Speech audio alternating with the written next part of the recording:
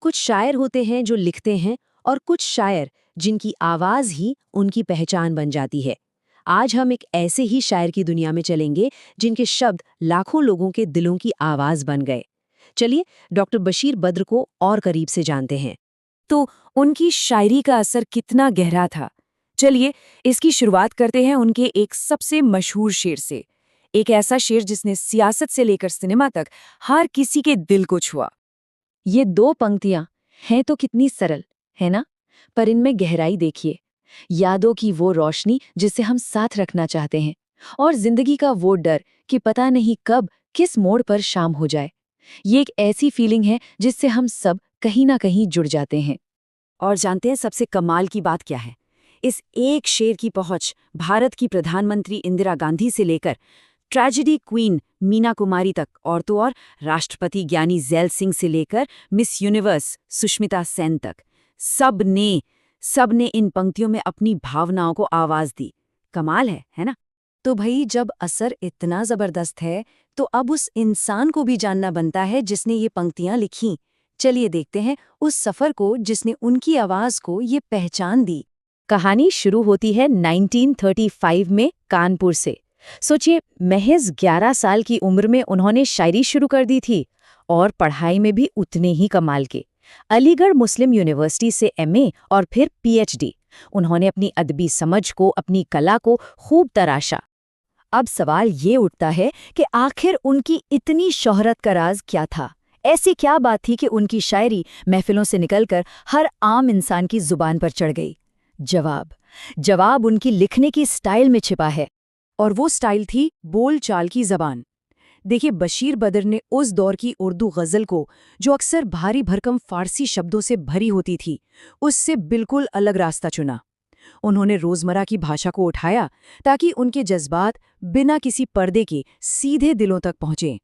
असल में वो पहले ऐसे शायर थे जिन्होंने मॉडर्न, यहाँ तक कि अंग्रेजी के शब्दों को भी गज़ल के पारंपरिक साँचे में इतनी खूबसूरती से ढाला।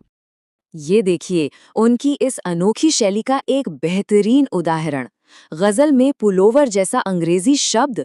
उस जमाने में ऐसा सोचना भी एक बड़ी हिम्मत की बात थी, पर बद्र साहब ने इसे इतनी आसानी से इस्तेमाल किया कि लगा मानो ये शब्द हमेशा से गज़ल का ही हिस्सा था।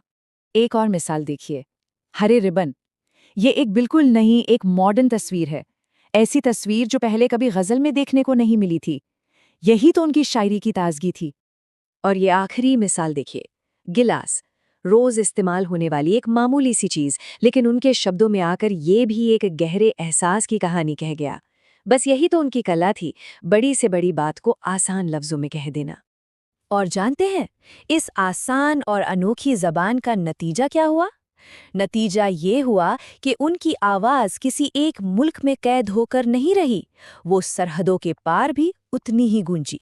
एक तरफ भारत में उनकी गज़लें यूनिवर्सिटी के सिलेबस का हिस्सा बन रही थीं, तो दूसरी तरफ पाकिस्तान के बड़े बड़े लिटरेरी जर्नल्स उन्हें शान से छाप रहे थे। मतलब दोनों ही देशों के अदबी गलियारों में उनका नाम बड़े सम्मान से लिया जाता था। और ये बात सिर्फ कहने की नहीं है। देखिए, 1984 में कराची के एक बड़े अखबार ने लिखा था कि बशीर बद्र आम लोगों और पढ़े लिखे लोगों दोनों में एक जैसे ही पॉपुलर हैं। ये इस बात का सबसे बड़ा सबूत है कि सच्ची कला और सच्चे जज्बात किसी सरहद के मोहताज नहीं होते।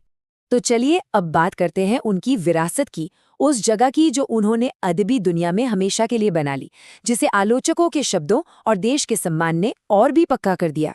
उनके ही दौर के एक और महान शायर निदा फाजली, उन्होंने बशीर बद्र के बारे में एक बहुत बड़ी बात कही थी।